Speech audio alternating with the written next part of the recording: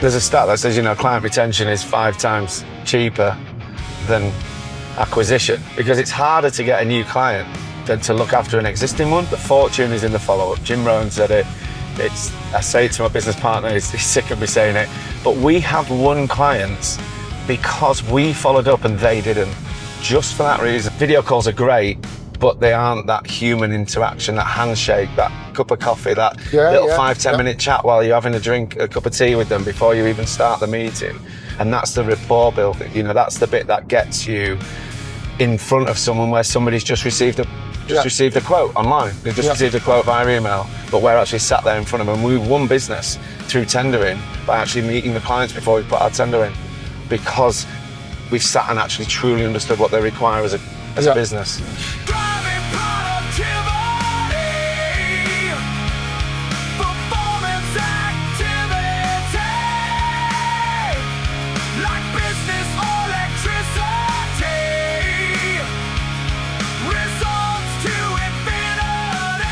Welcome to another edition of Driving Productivity with Harjit Chana. I'm really happy to have the amazing David Krushell with me today. Today we're going to talk about sales and optimizing your sales meetings, the 4 W's of sales, and around your sales process as well. But before we get into that, credentials, David. Hi everyone. So my background is in sales training, sales and business development. For the last 20 years, I have been working in multiple blue chip companies, selling myself, and I've generated about £3.5 million worth of revenue personally over the 20 years. And I have trained teams within multiple sectors such as mobile telecoms, mobile handset distribution, and print and digital marketing. So and now obviously I run my own business, so I'm selling all the time. Brilliant. And that's really important, isn't it? Because this podcast is all about SMEs and turning up the dial on productivity for SMEs. So any tips we can share are really important. And for a smaller business, you are selling, you're doing everything, aren't you, basically? Yeah. I think there's a misconception that people don't sell, but I think when you're in an SME world, I think anything really, I think in life, to your partner, to your kids, to your business, to your customers, you are always selling something, and you are always in a mode of encouraging someone to join you with something. That is also sort of bringing a sale on, isn't it? Yeah. So one thing that the viewers can't see is that you're about 6'3" and you're a bit of a unit. What do you do in your spare time? I've had to move the seat up a little bit for the camera, but I enjoy rugby. I think it's been my main passion in life has been rugby as a hobby. I started when I was 11 at the grammar school, and then I played for Leeds when I was 16 and 17, and then throughout my whole life, wherever I've lived, I've been involved with teams. I've been captain of teams as well, again in the sort of leadership role as well. So I still play now occasionally for Eber and Guiseley. Played last season a couple of games, and I'm hoping to play this season, so we'll see. Yeah. I also enjoy golf. Obviously, that's the next step back from rugby. I see we've got a lot of friends who've played rugby, and we've got a group chat which has changed from a rugby chat to a golf chat. And I just enjoy sport. And obviously, predominantly at the moment, it's spending time with my children. I've got 2 young children, so I enjoy spending time with them too. That's wonderful. And it's a glorious day today, so it'd be a good golfing day today, wouldn't it? Yeah, I think you'd have to get out early though, because I've got a feeling at lunchtime you'll be it won't just be with the balls hitting in the water, will it? You'll be jumping in yourself. Yeah, absolutely. Okay, so David, let's get into it. Yeah. So let's talk through the 3 things we've just mentioned. So first of all, let's talk about optimizing meetings. Yeah, I think a lot of businesses fall into the trap of potentially becoming busy fools when sales aren't coming in. Yeah. So it's important to have a pipeline and to generate that revenue and get those meetings happening. But it's about the quality of the meetings. It's about making sure that ultimately there is a reason for meeting that person. Now, it doesn't necessarily mean you're going to sell to that person but that person could be quite well connected in your industry. It could be someone you've met at an expo. It could be someone who, you've actually met at a networking event or been referred to. Yeah. But it doesn't necessarily mean you're going to sell in that meeting, but you have to make that meeting count, understand the reasons for going and things like that, which we'll touch on in a minute. But I think being a busy fool can lure you into a real false sense of security. Yeah. Because you're like, I'm really busy at the moment, but actually what are you busy doing? And I think it's really important to monitor your day's activity once it's happened. Yeah. Look at it before, but then also look at it once it's happened. And also try and fit I have a bit of a concept where you've got sort of negative tasks, neutral tasks and positive tasks. Oh, yeah. And a neutral task is not necessarily a bad task. It's just a task that doesn't look like it's impacting the business in either a neutral or a positive way. It could just be meeting someone for a coffee. So if you can tie a neutral task in with a positive task behind it or in front of it, it doesn't have an impact on the business. But if you've got a day full of negative tasks, you end up having quite a... So what's a negative task? So I would say a negative task is if you've met someone at a networking event and you agree to have a coffee with someone and there's no necessarily anything going to happen from it, I would say that would necessarily be a negative task. A neutral task is where you might be doing some admin for the business, so it needs to be done, but it isn't actually necessarily boosting your business forward. It could have a bit of a neutral impact on the company. Okay. And then a positive task is obviously something where it has a benefit to either yourself or the business itself. Yeah, and that's through a sales lens, isn't it? So, some admin's more important than other admin. Yeah. I like that sort of hiding in chaos sort of thing as well, because, we can hide in the chaos of admin quite easily. Yeah, Jack touched on that in your last one, didn't he? Yeah, it's a really good point, that. And I think there's also times in the week where you have better outputs than you think. So, for example, a Monday, if in the eyes of sales, Mondays used to be pick up the phone and start dialing, but nobody wants to speak to you on a Monday. So because they're doing their own stuff, they've just got back from the weekend, they're just doing their own things. So for me, a Monday should be an office day, an admin day, a day where you potentially are building quotes, but scheduling them to go out on a different day, because people don't want to receive a quote on a Monday because they probably won't ingest it correctly. Right. So you've got a Tuesday, the optimum sales days are actually Tuesday, Wednesday and Thursdays. Right, okay. So there is a science to it. And so back to the meetings then, if we think about meetings, sort of the research I've done suggests that it can take up to 4 or 5 meetings to get to a sale. But more interesting, and I think this is from the London School of Economics, 35% of meetings are considered unproductive. Yeah. So just from your experience and thinking about that sort of that moment, that meeting, and that opportunity, how can we be better prepared, better in the meeting, and better after the meeting? Yeah, totally. I think preparation is key. And there's a load of things you can do to prepare. It depends on who you're meeting, where you're meeting, all that sort of stuff. But the unproductive meetings you generally find are the ones that haven't been given the criteria prior to it. So it might just be meeting. You might say, let's meet and talk about a website, for example. Yeah. You haven't stipulated your sales process to them. You haven't stipulated how you work as a business. And I think that's the important bit. People are afraid of asking for business. People are afraid of actually taking slight control in an environment where they want the customer to buy off them. Yeah. So if you said, look, this is how we operate as a company.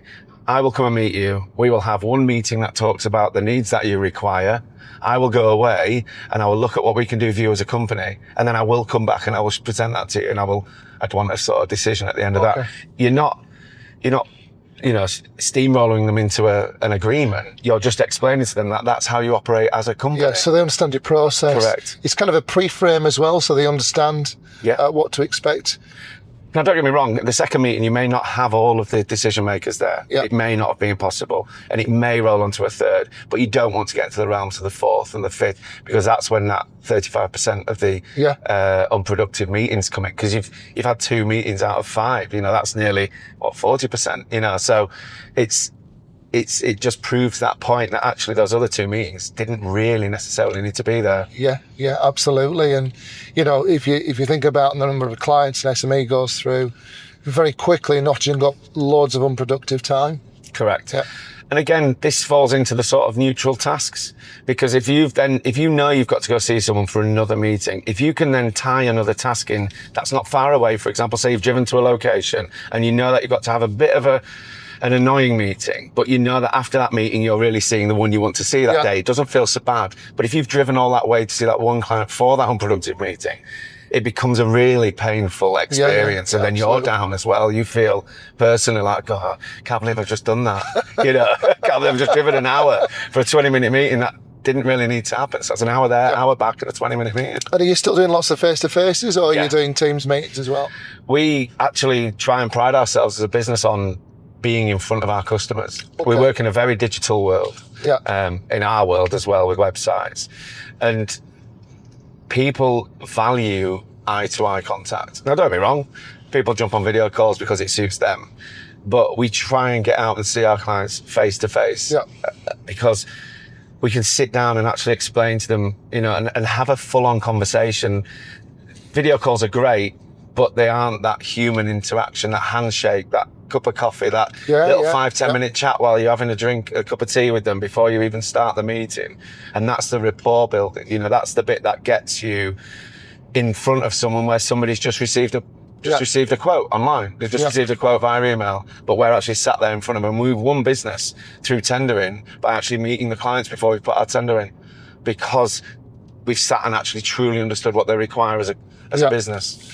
And for them, it's a great chance to get to sort of understand you. You know, that there's that kinesthetic thing that you gauge when you're in a meeting, that feeling that you don't always gauge on a video call. So correct. Yeah.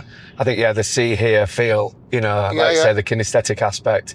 And you then will have natural rapport. You either know if you're getting on with someone or you don't. You know, if you aren't fitting their criteria, you can feel it sometimes that actually you're rubbing up a little bit the wrong way, maybe, and maybe you aren't the right client fit, and you can't tell on a video call. And that's really important, because that will set the standard for the rest of the relationship.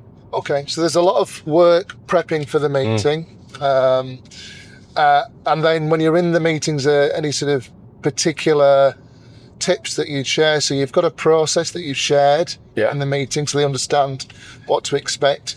You know, but how do you get a meeting to flow well, David? Good question. I think it's having enough questions ready to emit the silence. So I would always have a couple of probing questions, a couple of open questions ready, so that they can speak. For me, when you're in a meeting, it's not about you as a company, it's about them as a client. And I think that's the important bit. You've got to truly understand what they need. Right. And at first, they won't tell you. So you have to, unfortunately, spend some time drawing it out of them, because they'll just go, I need a website. Oh, great, that's fantastic. You know, everybody needs one of those. You know, so how do you then develop that? It's like, well, what are the main criteria that you need from your website? What is it you want your customer to do when they're on there? And then you just leave them and let them speak and nod and agree and follow up and back up what they're saying, repeat what they're saying a little bit, so it shows that you're actively listening to what they're telling you. Make notes in a notebook. I know Jag touched on that as well. I do have a notebook and pen. I think it shows more interaction than typing away while you're sat in a meeting. Yes, absolutely. You can draw diagrams pretty quickly as well. I quite like doodling, but in a business way. You know, I'm already thinking of the layout, the customer journey, the way that the client will go. So be interesting, be interested in them as well, and be interactive, because if you're sat there static and nervous, they're going to pick up on that, and they probably won't then let their barrier down to give you all the information that you need in the fact find. Yeah, I mean, one thing I'd say, very interesting point, is in the past when I've had roles where I've had vendors come to me, I've asked them not to use PowerPoints. Because I think you can hide behind a PowerPoint or a computer screen. And I'd ask them to actually present using a flip chart. Right. Because I understand that they get it then. I had one person come in and he couldn't, his mind couldn't calibrate what I'd asked him to do, and he kept going back to his PowerPoint. So you asked them to physically get the pen out and show me your process type thing. Wow, interesting. I like that. Because I think that it's more authentic, isn't it? It's It's just come my from the view. brain, hasn't it? Yeah. Just my view. I mean, somebody might challenge that, but I prefer it when it's somebody can actually talk about what they do and how they do it, as opposed to something that's pre-prepared. Correct, yeah. And that's weird that you say that. When we do our quotes, we just send an email with a quote on it. Yeah. We don't do fancy presentations. Don't get me wrong, I think for the two largest projects we've done, well, actually for the largest project we did, we had to do a bit of a presentation because it was going to a board and they had to take it away. But we went in and presented it and talked to them about it so they truly understood it. Yeah. But we choose not to, because the more time you're spending doing these presentations, the less time you're working on your clients. Yeah, and they're buying you as well, aren't they? They're not just buying your product, they're buying you. Correct. So. And if you've already got that relationship before the quote's sent and you say to them, look, I'm just going to send you a quote on an email, they know that it's coming on an email. Yeah. You know, they don't then look at it and go, oh my goodness, they've just sent this on an email.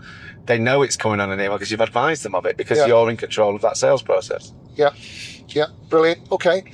So any other tips for being in a meeting and getting the most out of the client? Yes. I think the final step of any meeting, if you do because it depends on how many calls, or what we call calls, meetings, how many meetings your sales process actually dictates. So generally you'll find most businesses have a 2-meeting strategy, which I think is the best one.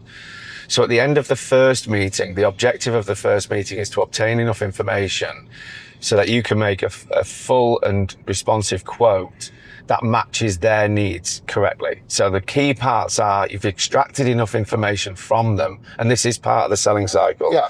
You've extracted enough needs and verified them, and that's the important bit. So at the end of the meeting, you actually sit down with them and explain everything they've said to you. So the important bit is to repeat it back to them and explain that you truly understand what they have asked of you. Okay. And in a way, you're kind of saying to them, look, you're telling me that you need this.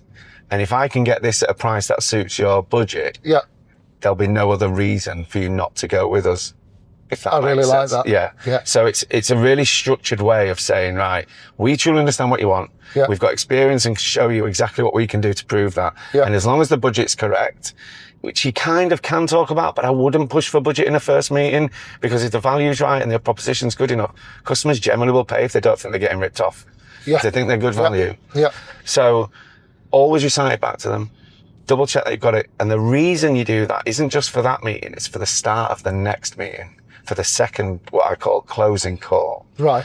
And the reason that that's powerful is because as soon as you walk back into that meeting, you're saying to that customer, hey, do you remember last time we met? Yeah. You told me this. Yeah.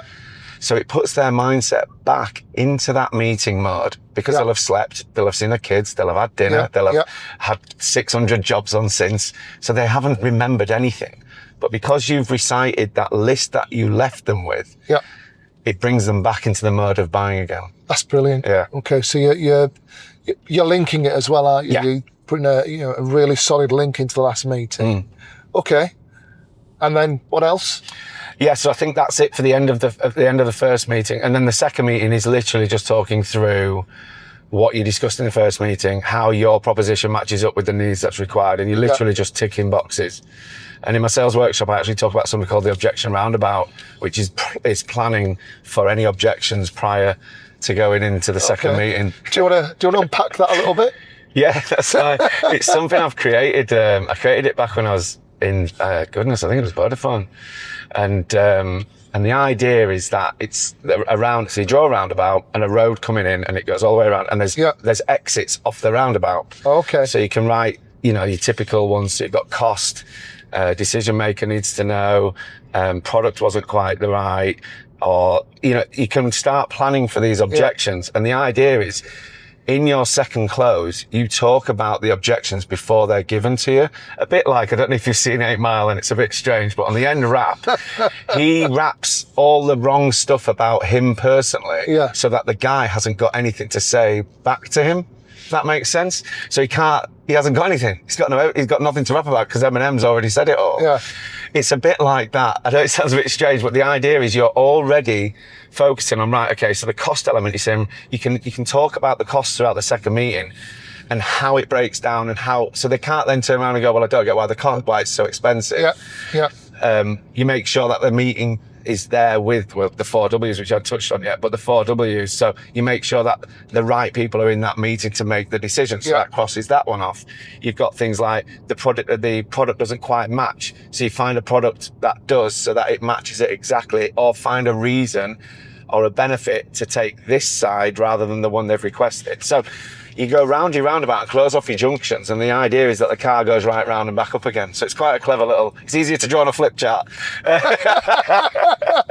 That's brilliant. I really like that. And I think that's a great tool, because anybody can put that in a notebook, or they can carry it with them.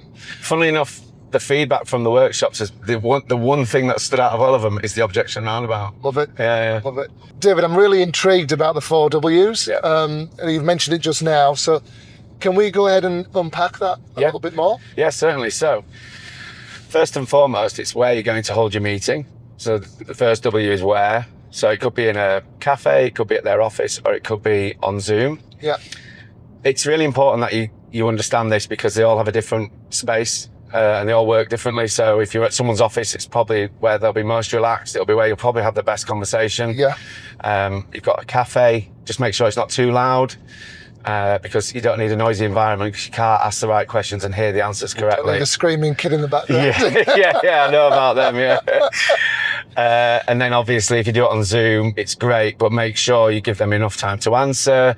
It isn't as free flowing, but as long as you've got the right questions written down and you're ready to go with that, then I think that's always a good option as well. So that's the where. You've got the who, so not the band. You've got the who, the very good band, by the way. Yeah, the very good band. But it's who's going to be there, and we used to have a word for it. It's called the MAN, which stood for money, authority, and need.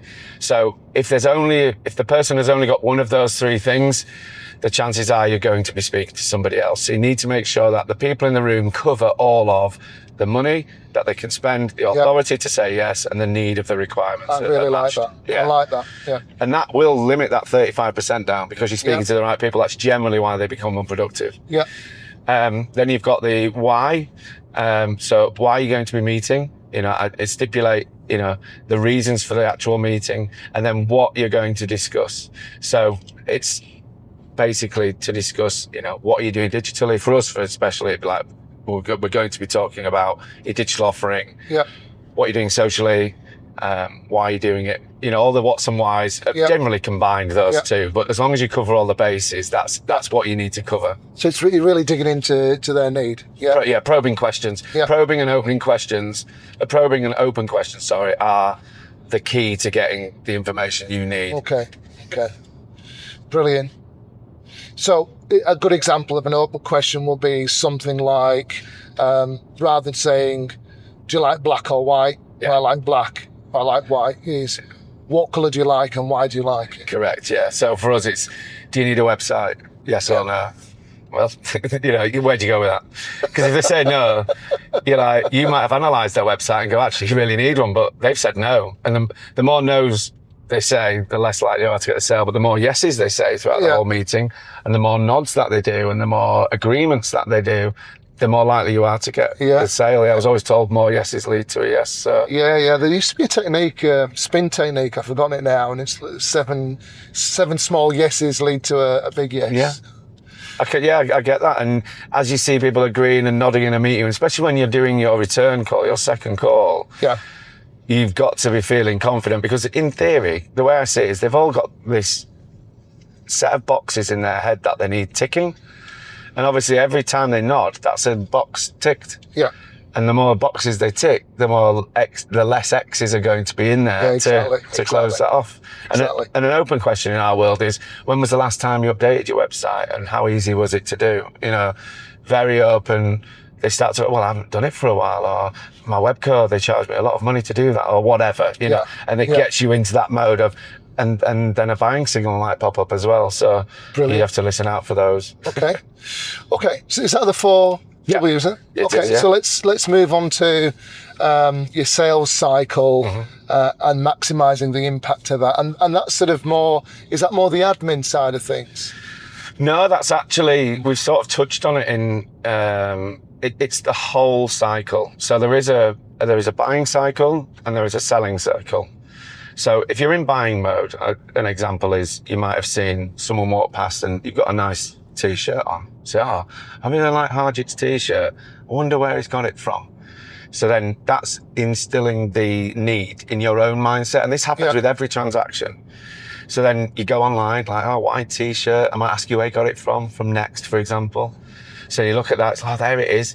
And then it's the price. And then you're considering the price and you question yourself, like, do I need it? Yeah. Is it expensive?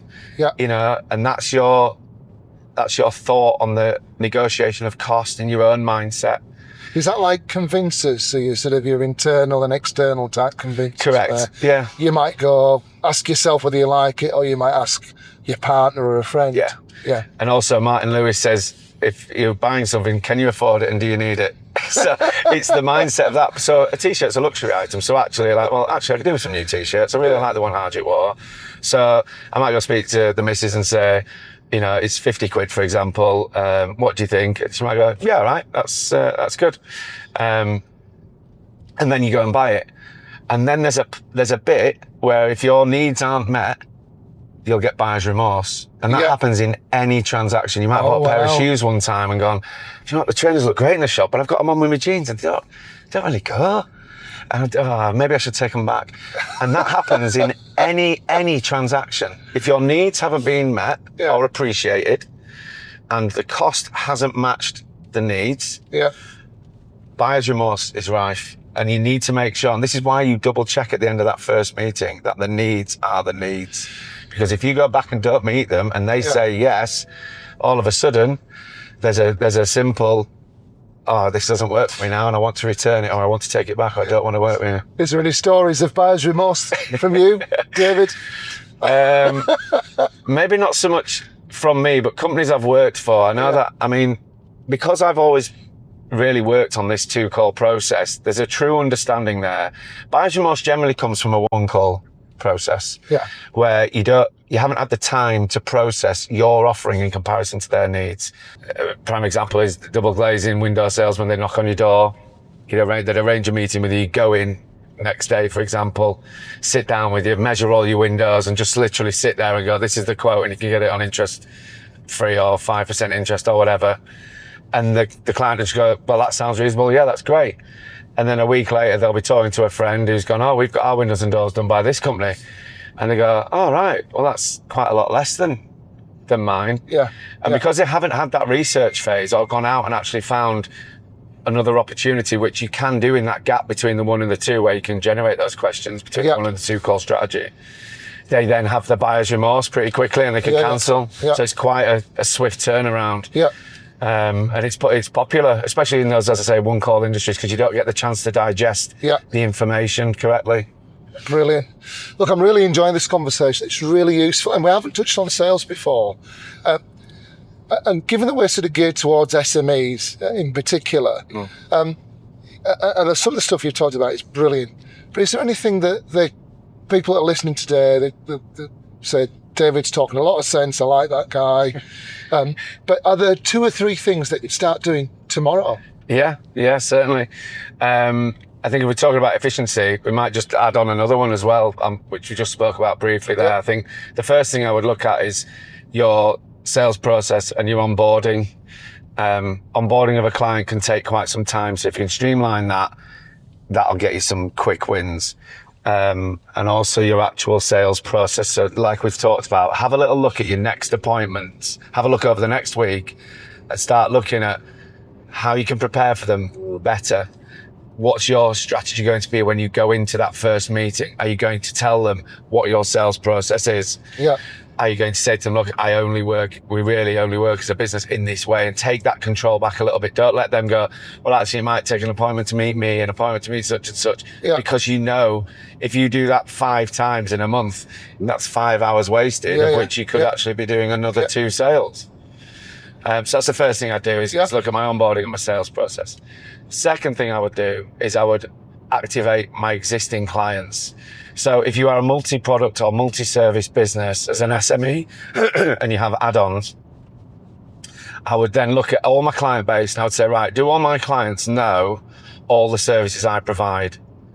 Because they probably don't. Okay, yeah. They'll have come to you for one service you might have touched on it that you actually do other services, but at the point they're not in the mindset to purchase that other service. Yeah. They may throughout the year think, I really am happy with this company and what they're providing for me because they've left you a nice review. But if you haven't gone back to them and gone, oh, I'm so glad that you're happy with our review. It's a 6 month. We've been with you 6 months now. We've proven that we can do this service well. Do you know that we also do this? Yeah. Send out emails. If you've, clients, you don't want them going cold. You want to have that. We talk on the heat map as well at the sales workshop. Yeah. There is a customer heat map. And if you let them go too cold, then unfortunately you can't keep them warm for something else. Yeah. I had that experience this week, actually. Somebody said to me, oh, you're a training company. Well, no, we do far more than just training. And that's my fault. I haven't kept them up to date or done what you've just suggested. Yeah, and I think there's a stat that says, client retention is 5 times cheaper than acquisition. Yeah. So, why spend 5 times? And that doesn't necessarily mean money. That can mean time. Probably does mean time, to be honest. Absolutely. Because it's harder to get a new client than to look after an existing one. You've already got that relationship, and also tap into their network. If they're really happy with you, after you've worked with them for 6 months, 7 months, obviously not when you first sign them up, but why not just say to them, look, is anybody else in your industry or in your phone book that that could actually benefit from working with us? Well, I can be quite cheeky with that because I often give them a discount for a hot lead. Oh, nice. That's a good way of doing it. But yeah, referral scheme, affiliate scheme, maybe generate one of those, A friend of mine has just set up a new company and he said, look, we love affiliates because we want people to talk about our company in the pub, or on the golf course. Yes. Or at the school gate. Yes. He's like, so we love an affiliate program. We'll give everyone an affiliate. Yeah. We'll give them some Amazon vouchers or we'll give them something back. So there's another opportunity. Why not look at what affiliate scheme you could generate as a business? We're happy to give a kickback off a website if somebody has referred us because we've got this monthly model. So we're going to give a percentage back each month. Love it. For that. So get people working for you. Create your own sales force. And there's the referral triangle, which I always talk about as well. So the base of the referral triangle is the unknown market space, which is why it's the biggest. Then you've got the known market space. So those are the people who actually know about your business and they know about what you do and how well you do stuff. Then you've got the next tier up, which is referrals or referrers. So they're people, that's why it's quite small because they're people who've worked with you but are happy to refer you as a business. And then the very top, the peak of it is advocates. Now, an advocate is the most powerful you can have, which is why they're the smallest at the top of the triangle. Yeah. But they are people who don't even need to use you as a company, but they will advocate you as a business no matter what. So if you can get as many advocates as possible as a company, as an SME, that's what I'd be doing as well. Because why use your time? You've got 7 days and 24 hours. But if you've got, and I can't do quick maths, but if you've got 10, you've got 70 days and 240 hours. So if you've got 10 advocates, they're out there doing your sales for you. Love it. Okay. The final one. Yeah, so the final one is possibly the most frustrating one in sales, or someone who witnesses sales a lot, is follow-up. So if you've put quotes out, meetings, so if you had meetings in the last week, follow up with them now, today. Say thanks for the meeting, it was great to meet you if you haven't done it already. But if you've put quotes out, tenders, follow in the last 4 to 6 weeks, I would always recommend following up today. Do it today. In fact, Friday's probably, and what I do on a Friday is I don't follow up on a quote on a Friday. On a Friday, I will touch base with the client and say, look, great to meet you earlier this week. Have a great weekend. Catch up with you next week. Or if you've sent them a quote, say, hi, it's David. Just checking you got the quote because sometimes it can go into junk. Don't need an answer. Have a great weekend and we'll catch up about it next week. I don't press for anything on a Friday. Nobody wants pressing. So that's what I would do. Do a touch point on a Friday if it's Friday. But if it's in the week, follow up and just say, look, I hope you got me a quote. It was great to meet you. If you have any questions, let me know. If you don't hear anything, leave it a couple of days. Don't contact them daily. But the fortune is in the follow-up. Jim Rohn said it. I say it to my business partner. He's sick of me saying it. But we have won clients because we followed up and they didn't. Just for that reason. Yeah. It's frightening. Absolutely frightening. Brilliant. David, I've really enjoyed that conversation. I think there's a lot more that we could talk about, but we're limited with time on this particular YouTube channel. Yeah. Where can people find you? And I do believe you run courses on sales. So Yeah.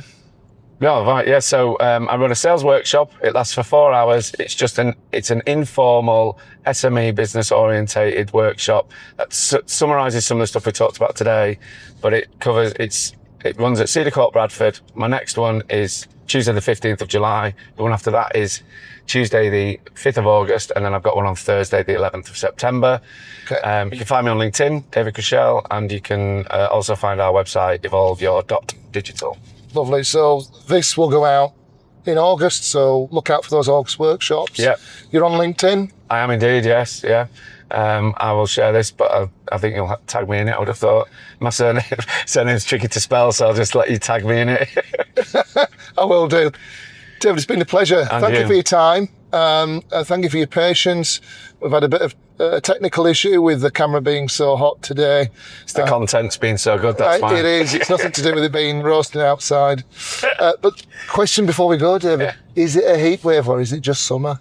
Yeah, I mean, you'd think it was the hottest it's ever been in this country, and I just think it's a slight increase in temperature. But yeah, I think the burgundy colours on the map of the UK and the red and I think that social media does blow it up a little bit, but it is hot. It's just never the same here as abroad, though, is it? They sell us what they want to sell us, David, just by nudging us along. So brilliant. That's great. Thanks, mate. Really Thank you, appreciate it. Harjit. Yeah, good to see you.